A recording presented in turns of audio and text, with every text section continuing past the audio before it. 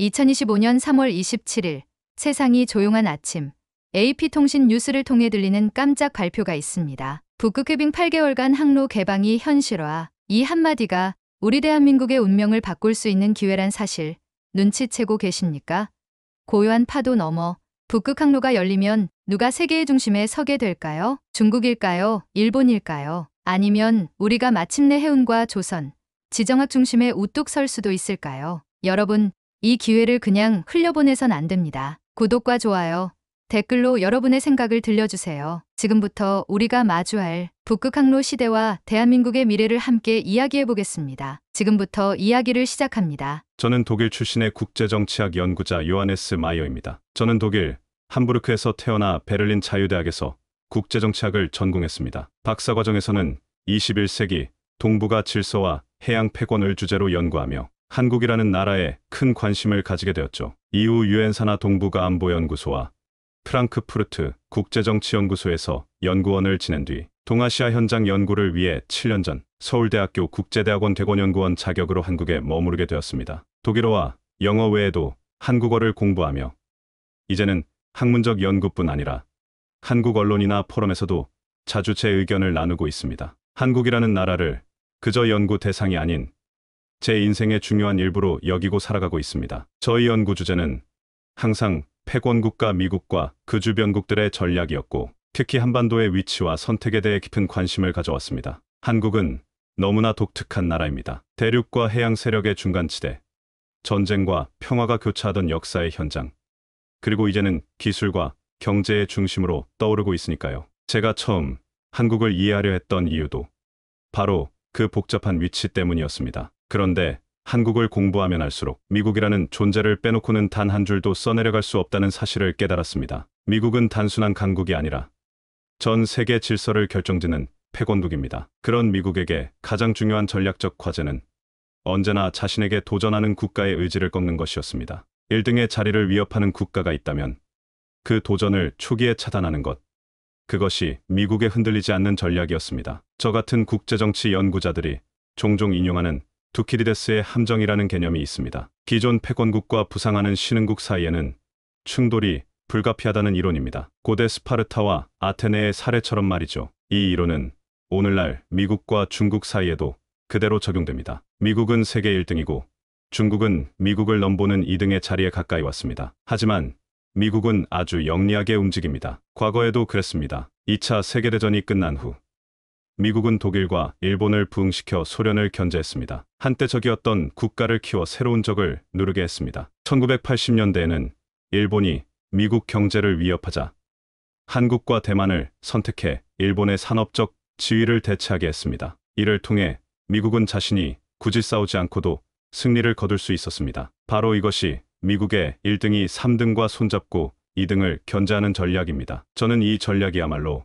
미국이 패권을 유지하는 비결이라 확신합니다. 지금 이 시대, 미국은 중국의 도전에 직면해 있습니다. 기술, 군사, 경제 모두에서 미국과 정면으로 부딪히려는 중국의 움직임은 너무나 뚜렷합니다. 미국은 이를 결코 좌시하지 않을 것입니다. 그래서 이제 미국은 새로운 3등국을 필요로 합니다. 제가 보기에 한국은 지금 그 3등국의 자리에 들어갈 절호의 기회를 맞이하고 있습니다. 과거에는 일본과 독일이 그 역할을 했고 이후에는 대만과 한국이 그 자리를 채웠습니다. 그리고 이제 미국은 한국에게 다시 한번 그 기회를 주려 하고 있습니다. 한국은 반도체, 배터리, 조선, 디지털 인프라 분야에서 세계 최고 수준의 기술력을 갖춘 국가입니다. 동시에 미국과 군사적 동맹을 맺고 있는 전략적 파트너이기도 합니다. 저는 이런 한국의 위치야말로 미국 입장에서 볼 때 가장 믿을 수 있는 조력자라고 봅니다. 최근 몇 년간 미국이 한국에 요청한 반도체 동맹, 미사일 방어체계 협력, 경제 안보 대화 강화 등은 단순한 우연이 아닙니다. 미국은 이제 한국이 중국을 견제하는데 결정적 역할을 하기를 원하고 있고 그를 위해 필요한 혜택을 한국에게 제공하려는 움직임을 보이고 있습니다. 그러나 이 기회를 잡기 위해선 한국이 선택해야 할 것이 분명합니다. 흔들리지 말고 확실한 방향을 설정해야 합니다. 3등국으로서 미국의 전략에 참여하는 것은 때로는 위험할 수도 있지만 그보다 훨씬 큰 보상이 기다리고 있습니다. 과거 플라자 합의 이후 현대와 삼성 같은 글로벌 기업들이 급성장했던 것처럼 지금도 그러한 변곡점이 또 한 번 다가오고 있습니다. 저는 이것이 단순한 경제적 기회가 아니라 한국이라는 나라가 문명사적 전환점에서 선택할 수 있는 결정적인 순간이라고 확신합니다. 미국의 1대3 전략이 작동하고 있는 지금, 한국은 역사상 유례없는 기회를 눈앞에 두고 있습니다. 저는 독일에서 자라며 바다와는 거리가 먼 도시에서 인생의 대부분을 보냈습니다. 그런 제가 한국에 정착한 이후 처음으로 동해를 마주했을 때 이상하게도 바닷바람에서 낯설지 않은 감정을 느꼈습니다. 그것은 어쩌면 이 바다가 단순한 바다가 아니라 미래로 향하는 새로운 길이 될 수 있다는 예감을 그 순간부터 품고 있었기 때문인지도 모릅니다. 저는 국제정치학 연구자로서 해운과 물류, 에너지, 자원의 흐름이 세계 질서를 어떻게 바꾸는지를 수년간 연구해왔습니다. 그리고 북극 항로에 대한 가능성을 처음 들었을 때 한국이라는 나라가 그 흐름의 중심에 놓일 수 있다는 생각에 깊은 전율을 느꼈습니다. 북극 항로는 기후변화와 기술 발전이라는 두 흐름이 맞물려 만들어낸 21세기 최대의 지정학적 변화입니다. 기존의 수에즈 운하를 경유하는 남방 항로는 약 22,000km. 그러나 북극 항로를 이용하면 약 15,000km로 줄어들게 됩니다. 물리적 거리는 약 30-40%가 절감되며 이는 시간과 비용, 에너지 소비 모두에서 혁명적인 변화입니다. 제가 유럽과 동아시아 사이를 오가며 수많은 물류 전문가들과 나눴던 대화 속에서도 북극 항로는 이론상의 이상이 아니라 곧 현실이 될 경로였습니다. 실제로 북극의 해빙 기간은 과거보다 훨씬 길어졌고 쇄빙선 기술은 비약적으로 발전했습니다. 이제 이 항로를 통해 유럽에서 동북아로 그리고 다시 아메리카로 이어지는 새로운 글로벌 해상 네트워크가 가능해진 것입니다. 그런데 이 항로가 열리는 시점에 동북아시아에는 세 나라가 있습니다. 바로 한국, 중국, 일본입니다. 세 나라는 모두 수출에 의존하며 항만과 물류, 인프라에 대한 경쟁이 치열한 나라들입니다. 그러나 지정학적으로 북극 항로에서 가장 가까운 최종 종착지는 바로 한국의 동해안입니다. 위로는 러시아의 북극권 항로가 이어지고 아래로는 동해안의 깊은 바다와 연안 항만이 펼쳐지죠. 저는 부산과 울산, 포항이라는 이름을 처음 들었을 때 단순한 도시 이름으로만 여겼습니다. 그러나 한국을 직접 여행하고 연구하면서 이 세 도시가 단순한 항구가 아니라 대한민국 수출 경제의 심장이었음을 절실히 깨달았습니다. 그리고 이 항구들이 지금 위기에 처해 있다는 사실 또한 알게 되었습니다. 젊은 인구는 서울로 떠나고 산업은 침체하고 물류는 중국과 동남아로 우회하고 있었습니다. 그렇기 때문에 저는 오히려 이 위기가 기회로 바뀔 수 있다는 생각을 하게 되었습니다. 북극 항로가 본격적으로 열리면 반드시 거점 항구가 필요해집니다. 그 항구는 단순히 배가 드나드는 곳이 아니라 물류의 중심이자 기술, 산업, 에너지, 금융이 집결하는 신경제권의 중심이 됩니다. 이 역할을 부산이, 울산이, 그리고 포항이 해낼 수 있다면 이 지역은 다시 한번 대한민국 전체를 견인하는 엔진이 될 수 있습니다. 하지만 여기에는 조건이 있습니다. 저는 유럽연합의 사례를 많이 연구했기 때문에 거점 항만이 어떻게 선택되는지를 잘 알고 있습니다. 단순히 항만이 크다고 되는 것이 아니라 정치적 이해관계가 걸려있는 문제입니다. 유럽에서는 독일과 프랑스가 서로 수도를 두려워하지 않아 벨기에 브뤼셀에 EU 본부를 두었습니다. 마찬가지로 미국과 일본은 중국이 북극 항로의 주도권을 독점하는 것을 원치 않습니다. 이때 한국이 중립적이면서도 효율적인 대안이 된다면 거점 항만으로서의 부산은 전략적으로 매우 매력적인 선택이 됩니다. 중국은 이미 상하이, 칭다오, 텐진 등의 거대 항만을 앞세워 북극 항로에 뛰어들었습니다. 일본도 소리 없이 작은 항만들을 북쪽으로 개발하고 있습니다. 하지만 한국만큼 쇄빙선 조선 능력을 갖춘 국가는 거의 없습니다. 세계 최고의 LNG, 쇄빙선 건조 기술, 정밀한 항만 인프라, 국제적 신뢰도를 갖춘 한국은 충분히 경쟁 우위를 갖고 있습니다. 그러나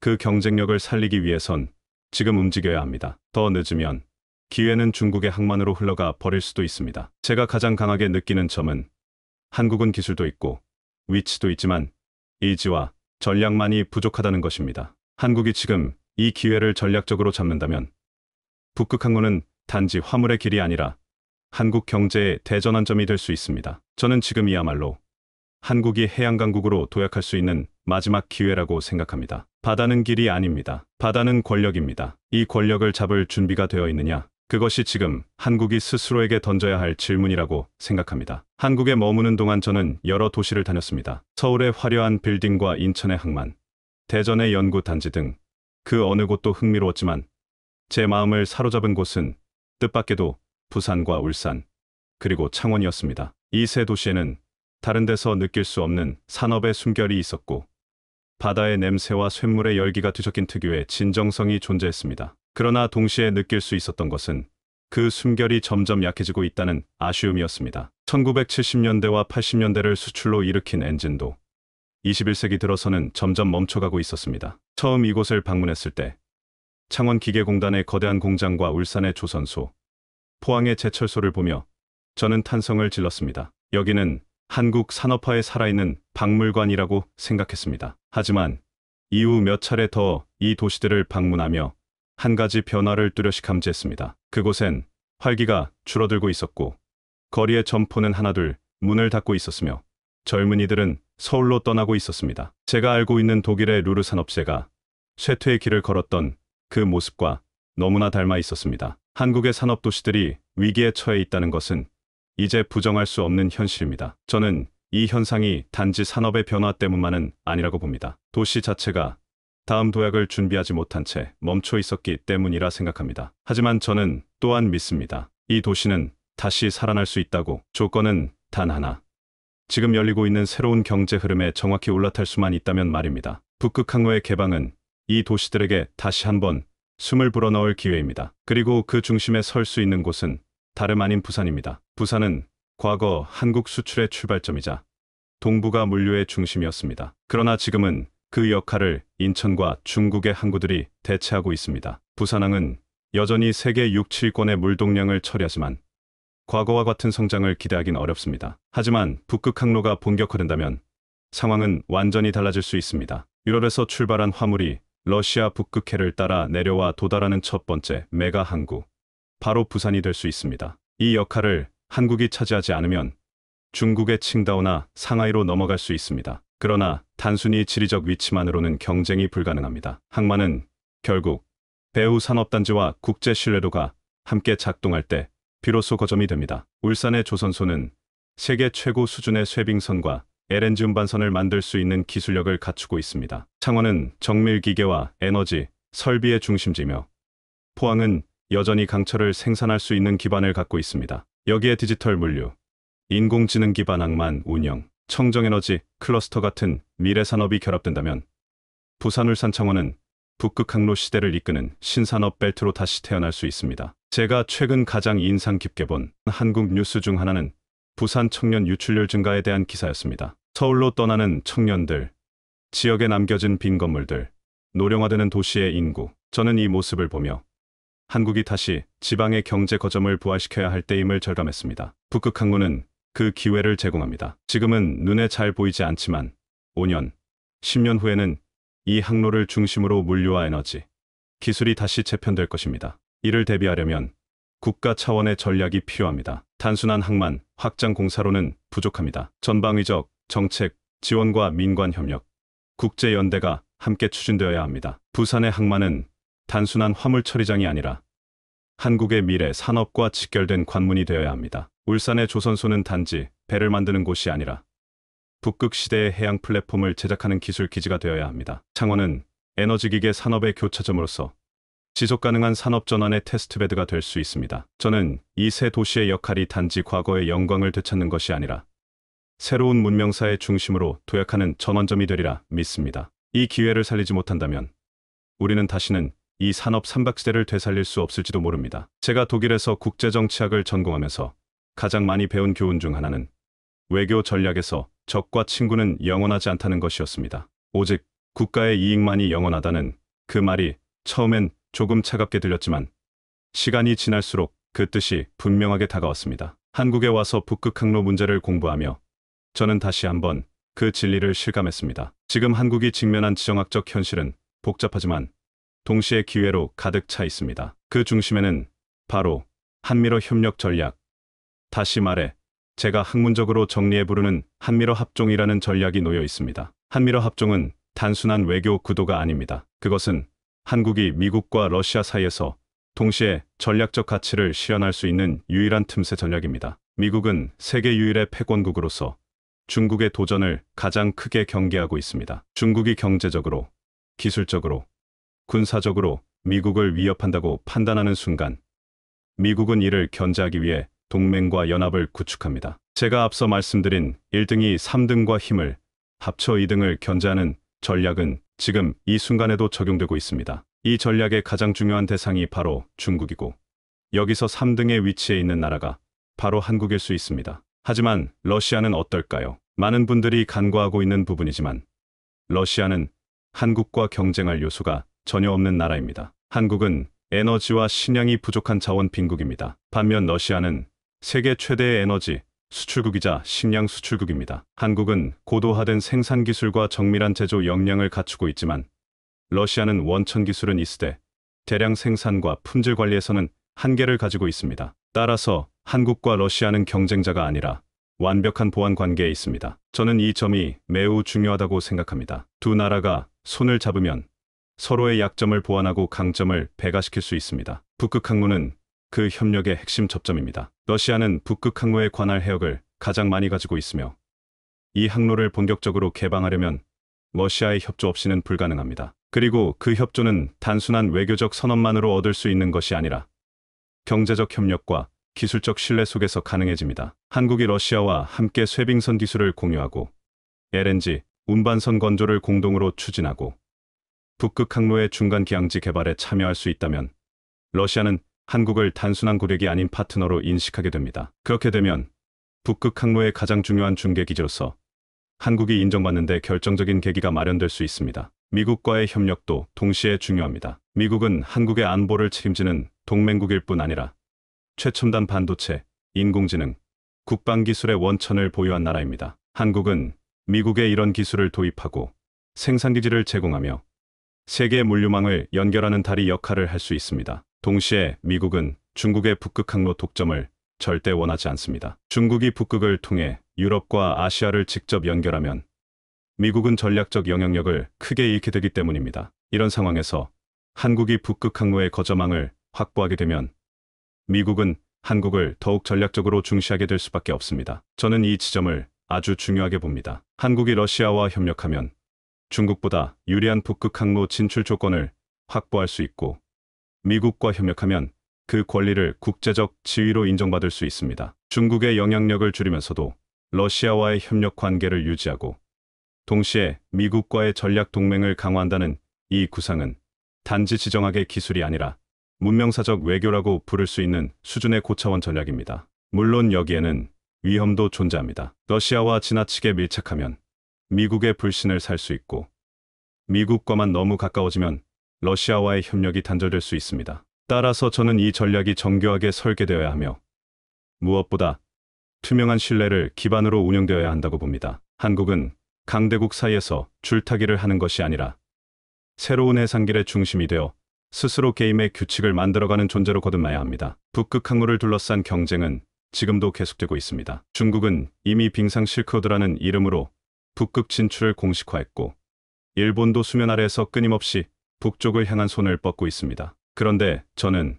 이들보다 한국이 훨씬 더 유리한 위치에 있다고 확신합니다. 지정학, 산업, 외교, 기술, 해양, 어느 하나 빠지지 않는 역량을 갖춘 한국은 이제 선택받는 나라가 아닌 선택하는 나라로 전환할 기로에 서 있습니다. 한국에 와서 오래 살다 보니 외국인으로서 가장 자주 듣게 되는 질문 중 하나가 바로 이것이었습니다. 북한, 어떻게 생각하세요? 처음에는 저도 대답이 조심스러웠습니다. 독일은 동서로 나뉘었던 경험이 있기에 통일이라는 단어에 본능적인 감정을 품고 있었지만 한국의 현실은 그보다 훨씬 복잡하고 냉정하다는 것을 곧 깨달았기 때문입니다. 북한이라는 존재는 한국 사회에서 단순한 안보 이슈를 넘어 모든 전략의 전제 조건이자 걸림돌이었습니다. 제가 북극 항로를 연구하면서도 가장 먼저 마주친 난관은 바로 이 북한 리스크였습니다. 북극 항로가 현실화되려면 남북한을 관통하는 육상 에너지망과 물류망, 특히 러시아에서 내려오는 천연가스 파이프라인의 안정적 통과가 핵심입니다. 그런데 이 관문에 놓인 북한은 예측할 수 없는 정치체제와 군사적 위협으로 인해 국제 투자자와 외교 네트워크에게는 언제나 불안 요소로 작용합니다. 저도 처음에는 그렇게 생각했습니다. 그러나 시간이 지날수록 한 가지 새로운 시각을 갖게 되었습니다. 바로 이 위기를 기회로 전환할 수 있다는 것입니다. 북한을 전략적으로 접근한다면 북극 항로는 오히려 북한 리스크를 관리 가능한 상태로 전환시키는 열쇠가 될 수 있습니다. 저는 종종 북한을 정치적으로 불치의 환자에 비유하곤 합니다. 완전히 치유하는 것은 불가능할지 몰라도 건강을 유지하며 함께 살아가는 방법은 분명히 존재합니다. 그 핵심은 경제입니다. 북한 주민들은 여전히 굶주림과 빈곤에 시달리고 있으며 가장 기초적인 에너지조차 공급받지 못하고 있습니다. 이 상황에서 러시아에서 내려오는 천연가스 파이프라인이 북한을 관통하고 일정량의 가스를 북한 내에서 사용하도록 허용하는 구조가 만들어진다면 북한 경제는 생존 수준을 넘어 일정 부분 자립할 수 있는 기반을 얻게 됩니다. 물론 이 구조가 작동하려면 조건이 있습니다. 북한이 핵 문제 해결에 일정 수준 협조해야 하며 국제사회는 그것을 검증 가능한 수준에서 인정해야 합니다. 저는 이 점에서 에너지 협력이야말로 가장 효과적이고 정치적으로 부담이 적은 방식이라고 생각합니다. 천연가스는 석유나 석탄처럼 저장하거나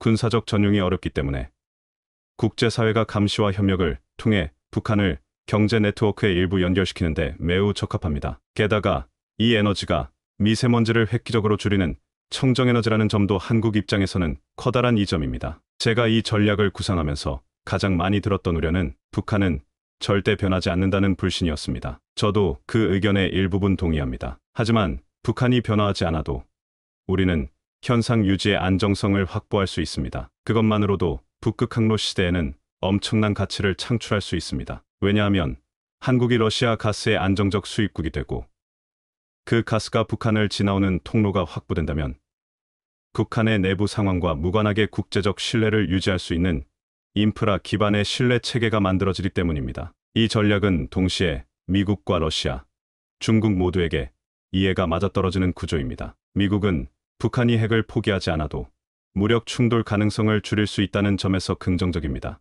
러시아는 자국의 천연가스를 안정적으로 수출할 수 있고 중국은 북중 국경지대의 부담을 줄일 수 있습니다. 그리고 한국은 미세먼지를 줄이고 에너지를 확보하며 동시에 북극 항로의 안정성을 손에 넣을 수 있습니다. 이처럼 북한이라는 리스크는 북극 항로라는 새로운 프레임 속에서 관리 가능한 요소로 구조화될 수 있습니다. 제가 국제회의에서 이 시나리오를 발표했을 때 몇몇 유럽의 전문가들은 고개를 끄덕였습니다. 그들은 말했습니다. 위기를 통제하는 것은 강한 군대가 아니라 이해관계의 연결이다. 저는 이 말에 깊이 공감합니다. 북한과의 관계도 북극 항로도 결국은 이해관계의 연결망 위에 세워질 때 가장 오래 지속될 수 있습니다. 북한이라는 존재를 무조건적인 통일 대상 혹은 제거 대상이 아니라 협상의 틀 안에서 다룰 수 있는 변수로 인정하는 것이 이제는 현실적인 전략이라고 생각합니다. 그렇게 된다면 한국은 동아시아에서 가장 불안한 지정학적 요소를 가장 큰 기회 요소로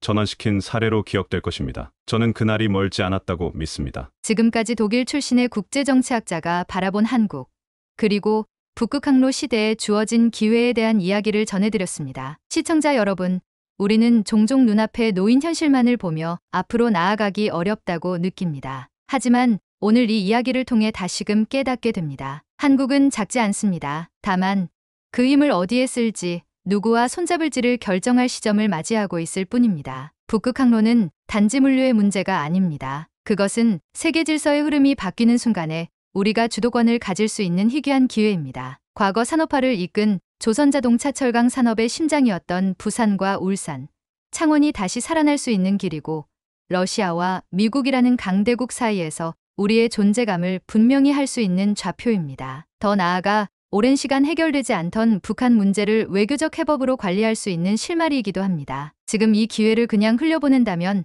언젠가 우리 아이들이 물을 수도 있습니다. 왜 그때 아무것도 하지 않았나요? 우리는 그 질문에 당당히 대답할 수 있어야 합니다. 지금이 바로 결정을 내려야 할 때입니다. 정부와 산업계, 그리고 국민 한 사람 한 사람이 이 북극 항로라는 거대한 미래 앞에 깨어 있어야 합니다. 단 10년 후 전혀 다른 대한민국이 펼쳐질 수 있기 때문입니다. 이 영상을 시청해주신 모든 분들께 감사드립니다. 여러분의 구독과 좋아요, 댓글은 이 중요한 메시지를 더 많은 분들께 전하는 데 큰 힘이 됩니다. 우리는 반드시 더 나은 대한민국을 만들어낼 수 있습니다. 함께 해주셔서 고맙습니다.